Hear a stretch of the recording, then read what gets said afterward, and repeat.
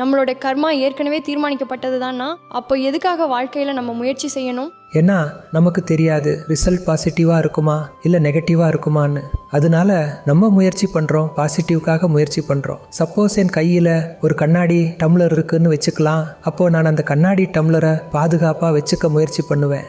எனக்கு அது உடஞ்சிடக்கூடாதுன்னு இருக்குது. ஸோ பாசிட்டிவ்காக நம்ம திரும்ப திரும்ப முயற்சி பண்ணணும். அப்புறம் ரிசல்ட் எப்படி வந்தாலும் அதை நம்ம ஏற்றுக்கணும். நம்ம கர்ம கணக்குனால தான் இந்த ரிசல்ட் வந்திருக்கு. அதனால் நமக்கு முன்கூட்டியே தெரியாது ரிசல்ட் பாசிட்டிவாக இருக்குமா இல்லை நெகட்டிவாக இருக்குமான்னு.